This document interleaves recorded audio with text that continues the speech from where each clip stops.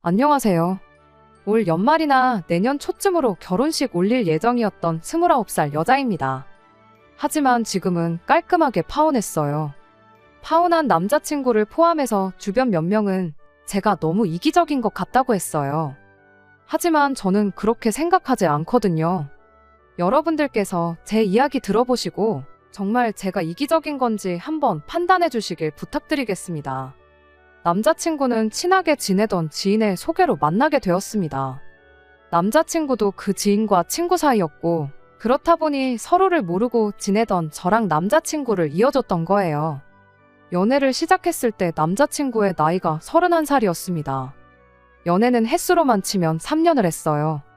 남자친구가 결혼하고 싶다는 이야기는 연애 초반 때부터 나왔습니다. 연애 시작하고 첫 해를 넘기며 지나가는 듯이 이야기를 먼저 꺼내더라고요. 나도 이제 32이지 않냐. 연애도 연애지만 결혼 생각도 해야 할 나이다 하면서요.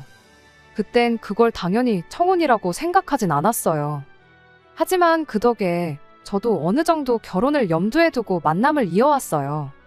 그런데 그 이후부터 남자친구가 본격적으로 결혼에 대한 굳은 의지를 내비치기 시작했습니다. 제가 이야기를 들어놓고 모른 척을 하는 건 줄 알았나 봐요. 레파토리는 맨 처음 말했던 것과 똑같았어요. 내 나이가 이제 벌써 32이다 어쩌고 저쩌고. 한국에서는 그 나이에 결혼하는 게 늦은 것도 아닌데 나이 타령하면서 조선시대 같았으면 벌써 애가 장가갈 나이다 이런 식으로 이야기를 하는 겁니다.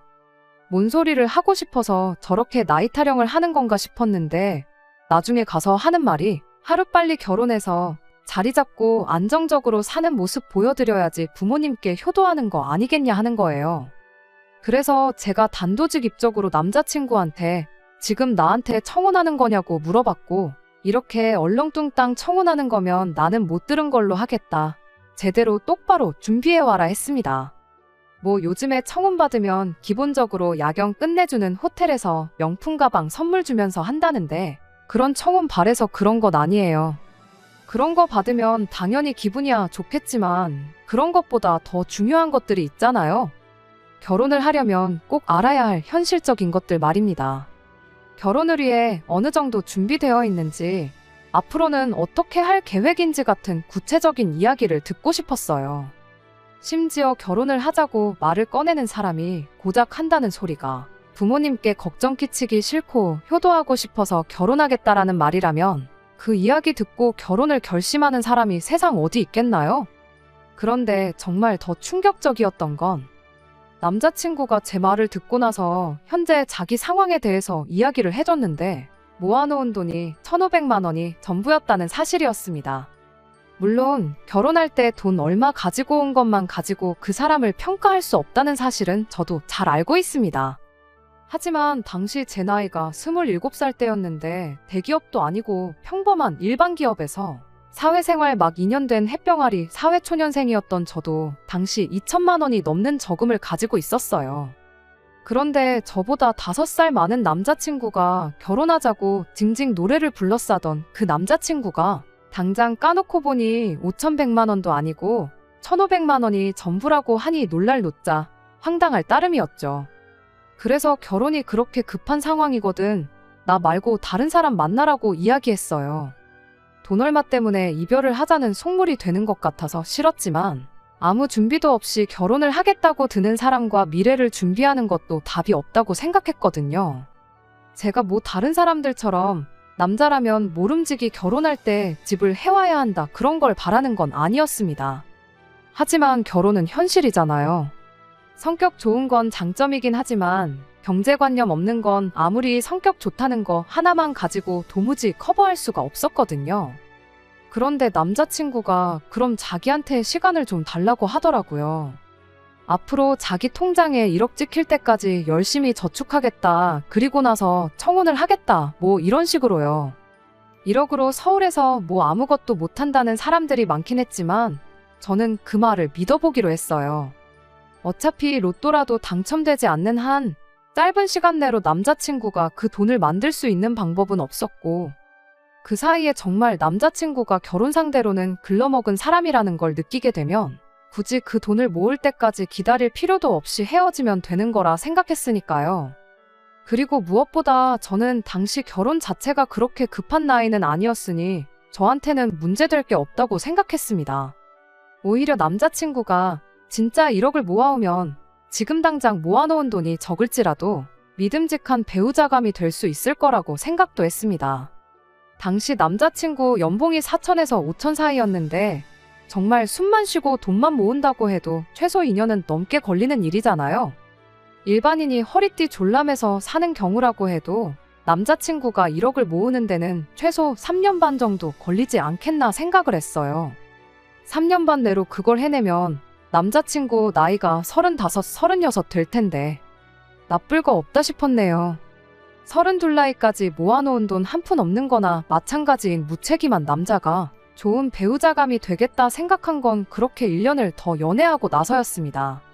원래 저랑 연애 시작할 당시에는 남자친구는 회사 근처에 원룸을 얻어서 거기서 생활 중이었는데 돈 모으겠다고 방 빼고 부모님 집으로 들어갔고 도시락 싸고 다니고 술 담배도 다 끊어버리고 하면서 정말 미친 듯이 돈을 모았나 보더라고요. 1,500만 원밖에 없던 통장은 1년 만에 5천만 원이 넘는 금액이 찍혀 있었어요. 그리고 그때 이 사람이 할 땐 하는 남자구나 하는 생각이 들었지요.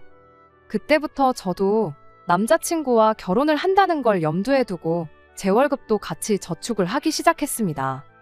남들이 보면 제가 결혼하려면 남자친구한테 1억 모아오라고 시킨 거나 마찬가지처럼 보일 텐데 저라고 돈 한 푼 없이 결혼할 수는 없었으니까요. 연봉 차이가 있었기에 남자친구가 모으는 돈과 똑같이 모을 수는 없었지만 저도 제 나름대로 최선을 다해 돈을 모으기 시작했어요. 그리고 결혼하면 어차피 공동재산이 될 텐데 제가 모으는 게 돈이 아깝다거나 하는 생각도 들지 않았습니다.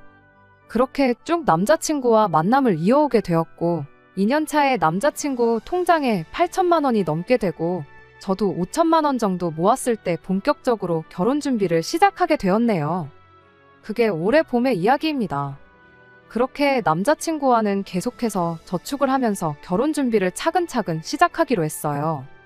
남자친구도 이미 결혼하고 싶다는 이야기 꺼내고 2년이나 지났는데 뭐 급하게 할 게 있냐면서 천천히 준비하자는 분위기였고요. 그래서 올 겨울이나 내년 초쯤에 결혼식을 올리자고 결정을 하게 된 겁니다. 그렇게 되면 아마 남자친구는 1억 정도, 저도 못해도 6천에서 7천 사이로 모이지 않겠나 싶었고 그 돈이면 대출 끼고 적당한 전세의 결혼식 비용까지 다 가능하리라 생각됐거든요. 그렇게 본격적인 결혼 준비 시작하고 얼마 지나지 않아서였어요. 제 위로 오빠가 있어요. 저희 오빠는 남자친구와는 나이가 같아요. 오빠랑은 안 보고 지낸 지가 꽤나 오래됐는데 뭐 무슨 일이 있어서 연을 끊고 지내거나 그런 건 아니었고요. 오빠가 군대 다녀오고 나서 미국으로 유학을 가게 되었는데 거기서 알게 된 분하고 가깝게 지내면서 아예 미국에 눌러앉기로 결심을 했었거든요. 자세한 이야기는 모르는데 뭐 운때가 맞아서 영주권도 꽤나 빨리 취득을 했고 시민권도 취득을 했어요. 남자친구랑 다른 점이 있다면 저희 오빠는 비혼주의자로 애초에 결혼에 대한 생각이 전혀 없었던 상황이고요.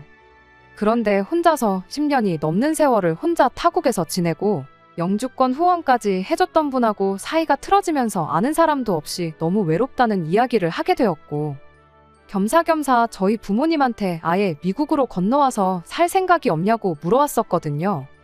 부모님은 다 늙어서 말도 안 통하는 나라에서 살 필요가 뭐가 있냐며 거절하셨던 걸로 알고 있었는데 아무래도 오빠가 너무 힘들어하다 보니 부모님이 결국 오빠가 있는 곳으로 이민을 가기로 결정을 하게 되었습니다. 오빠가 사는 지역도 교민들 수가 워낙에 많아서 이야기 들어보니 영어 한마디 못해도 한국 사람 사는데 아무런 문제도 없는 그런 동네라고 했기에 부모님도 그렇게 하기로 결정을 내리셨던 것 같아요. 거기에 이미 저 모르게 해서 초청이민 수속까지 다 받아놓은 상황이었더라고요. 저한테는 따로 말을 하지 못했던 건 외로워하는 오빠 때문에 저를 한국 땅에 혼자 남겨두는 거나 마찬가지였다 보니 어떻게 말을 꺼내야 할지 모르셨다는 것 같아요. 그 와중에 제가 남자친구와 본격적으로 결혼 준비를 시작했다 하니 당신들이 저를 두고 오빠한테 가더라도 제 곁에 저를 지켜줄 사람이 생기는 거나 마찬가지니 안심이 된다 하시면서 그제서야 저한테 이민 사실을 알려주신 거였고요. 원래는 제 결혼식이 끝나고 난 뒤에 떠날 생각이었는데 오빠가 당시 심적으로 너무 힘들어하던 상황이었으니 저희 부모님도 그걸 그냥 두고 볼 수는 없었던 것 같았습니다. 제 결혼식 땐 어차피 오빠도 한국에 와야 하니 일단 먼저 떠나시겠다고 하시더라고요. 대신 혼자 남을 저한테는 살고 계신 집을 증여해 주신다고 하셨고요. 사실 결혼 비용 때문에 고민하면서 가장 큰 문제가 신혼집 문제였는데 생각지도 못한 걸로 신혼집이 생겨버릴 거라고는 상상도 못했습니다. 그렇게 가장 큰 문제가 해결돼 버리니 저도 저지만 남자친구가 제일 좋아하더라고요. 원래는 빌라나 적당한 작은 전세로 시작하려고 했는데 신혼집 문제 완전히 해결돼 버리고 모자라다고 생각했던 돈이 여윳돈이 돼버린 거나 마찬가지였으니까요.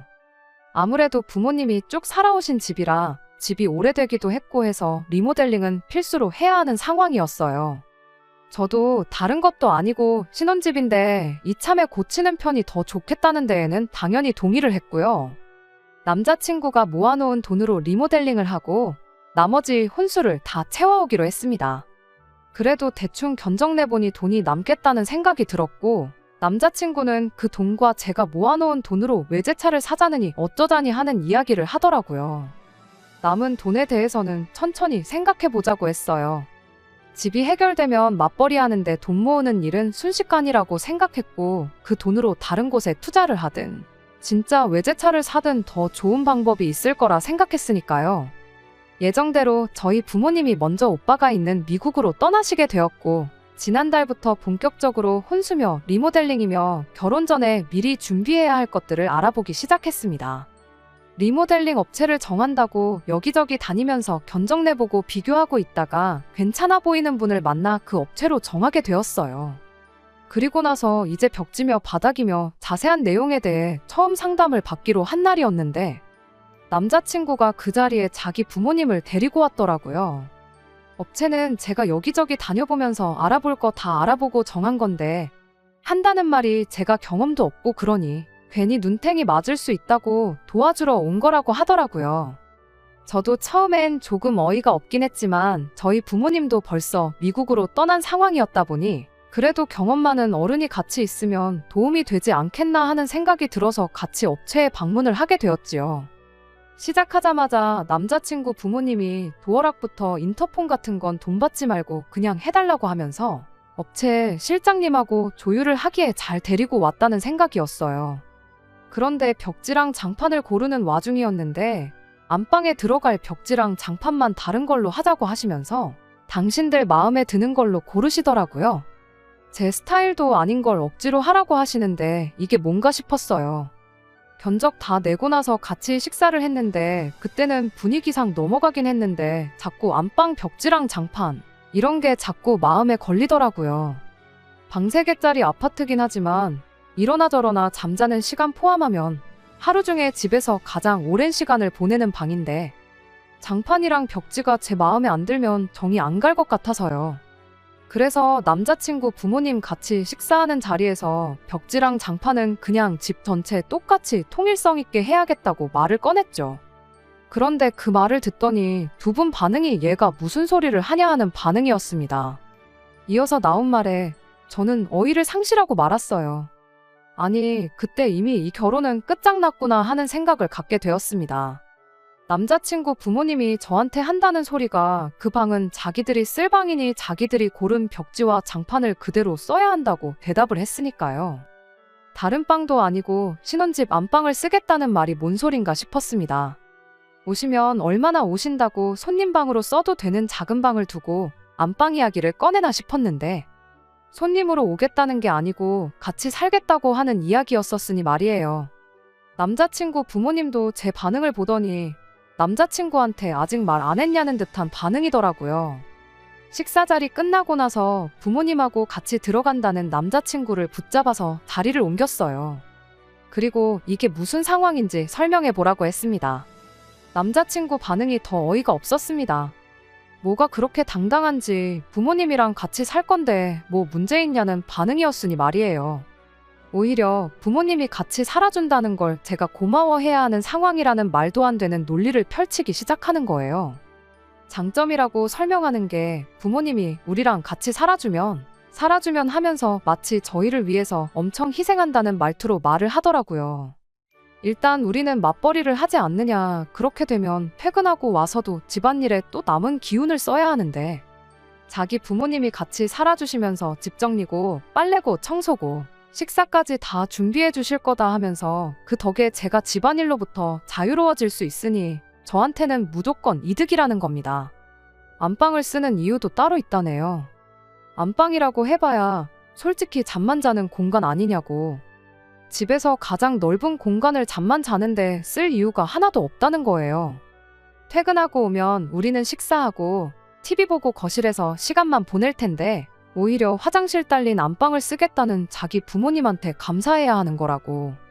괜히 생활동선이 맞물려서 오며 가며 마주치면 서로 불편하지 않겠냐고. 그런데 화장실 딸린 안방 쓰시면 부모님이 우리 퇴근하고 나서도 방에만 계실 수 있으니 불편할 게 하나도 없다는 거죠. 방이 넓으니 거기에 TV 하나만 더 놔드리면 저녁 식사할 때 빼고는 부모님하고 마주칠 일도 없다는 거예요. 마지막으로 제가 남자친구 부모님한테 오히려 감사해야 한다는 이유를 듣고 결혼에 대해서 다시 생각해보자고 한마디 해버렸네요. 제 명의 집에 자기 부모님이 와서 사는 거니 이건 시집살이가 아니고 오히려 우리 부모님이 얹혀 사는 거라는 말도 안 되는 소리를 하더라고요. 부모님이 우리 집에 얹혀 살면서 며느리 눈치 보며 집안일도 다 해주신다는데 당연히 제가 감사해야 하는 부분이지 않냐는 뻔뻔한 소리를 아무렇지도 않게 하더라고요. 이게 뭔 미친 소리인가 싶어서 그러냐고. 그냥 결혼에 대해서는 다시 생각해보는 게 좋겠다고 대답을 했습니다. 그랬더니 남자친구가 다짜고짜 저보고 너 때문에 2년을 더 낭비를 했는데 이제 와서 집 생기니까 파혼하자는 소리를 할 수 있냐며 이기적이라고 입에 개거품을 물면서 따지더라고요. 저희 오빠 이야기까지 끄집어내면서 따지기 시작하는데 너는 너네 오빠가 부모님 모시겠다고 할 때는 찬성해서 부모님 말도 안 통하는 미국 땅에 보내놓고 나도 똑같은 아들인데 부모님 모시겠다고 하니 그건 싫다고 할 수가 있냐더라고요.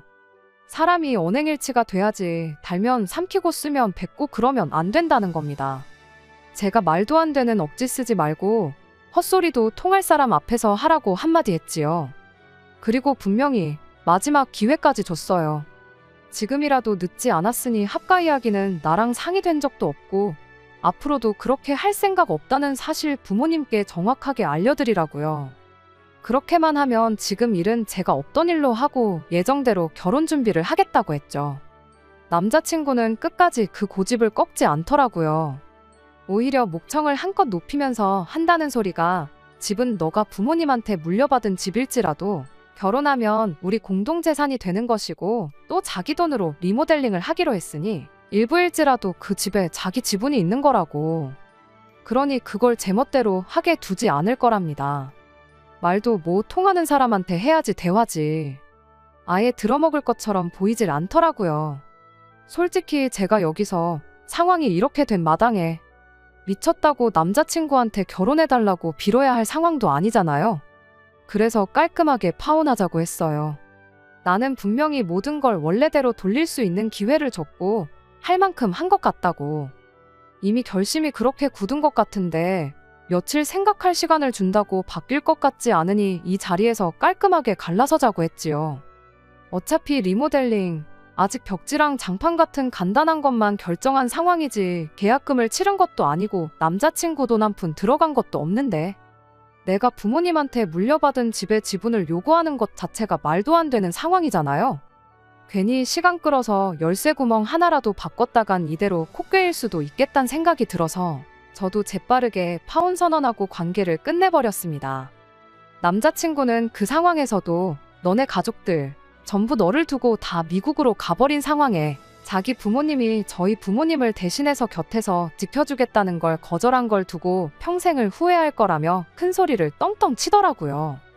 그런데 큰 소리 떵떵 치고 결혼 엎어버린 것과 다르게 남자친구한테서 한 달도 안 돼서 다시 시작하자는 연락을 받게 되었어요. 같이 사는 건 당연히 없던 일로 하겠다고 하는데 솔직히 그 말에 믿음이라곤 일도 가지 않았어요. 나중에 말 바뀔지 누가 알겠어요. 그래서 이럽다고 또 연락 올 줄 모르고 전화번호 차단 안 한 내 잘못이라고 한마디 해주고 연락 끊어버렸습니다. 그리고 얼마 지나지 않아 남자친구를 저에게 소개해준 지인에게서 연락을 받게 되었습니다. 남자친구랑 제 소식 들었다면서. 그런데 그 지인이 남자친구 편을 들어주더라고요. 남자친구가 결혼이 급했는데 저 때문에 2년 넘는 시간을 더 보내지 않았냐. 중간에 잠깐 문제가 생겼다고는 하지만 결국에는 마지막에 와서 제가 원하는 대로 다 맞춰주겠다고 하는데 그런 사람을 매몰차게 대할 필요는 없지 않느냐면서 중간 입장에서 보기엔 남자친구 잘못만 있는 게 아닌 것 같으니 이기적으로 굴지 말고 좋게 잘 해결하라는 거예요. 3년이나 만났고 결혼 전제로 인연을 만나놓고 파혼하는 건 경우가 아닌 것 같다고 하면서 말이에요. 그 지인한테는 입장 바꿔 생각해보라고 한마디 해줬어요. 언니가 내 상황이었으면 이 결혼했을 거냐고 그렇게 생각하면 저는 그럴 생각 추호도 없으니 언니야말로 그런 사람 만나서 결혼하라고요. 남자친구한테도 제대로 전해주라고 했어요. 어디 가서 나 때문에 2년 시간 낭비했다는 소리 하지 말라고요. 정말 시간 낭비했다는 생각이 들면 통장부터 보고 오라고 전해달라 했죠. 애초에 2년 전에 저랑 헤어졌다고 1,500 가지고 결혼이나 했겠냐고. 지금 통장에 1억 가까이 모으게 해준 나한테 엎드려 절해도 모자랄 판 아니지 않냐고 한번 물어보라고 했네요. 그리고 지금 1억 모아놨다고 해서 당장 안방은 시부모한테 내주고 결혼 생활 시작할 사람 찾아야 하는데 요즘 세상에 그런 사람 찾을 수나 있겠냐고. 똥 묻은 개가 겨 묻은 개 나무라지 말고 주제 파악부터 하라고 전해주라 했습니다. 그리고 그 언니랑도 앞으로 연락하지 말고 지내자고 했네요. 가까이 지내던 지인과 남자친구 두 사람을 동시에 잃게 되었는데 솔직히 전혀 아쉬운 점이 없습니다. 오히려 제 인생에 가장 쓸모없는 두 사람 내쳐버렸으니 저한테는 이득이라고 생각해요. 제 선택의 아쉬움도 후회도 없고 지금은 되려 못한 말 다 쏟아버린 것 같아서 속이 후련합니다. 끝까지 들어주셔서 감사합니다. 오늘의 사연은 여기까지입니다. 구독과 좋아요, 알람 설정 부탁드리고 더 좋은 사연으로 다시 찾아뵙겠습니다. 감사합니다.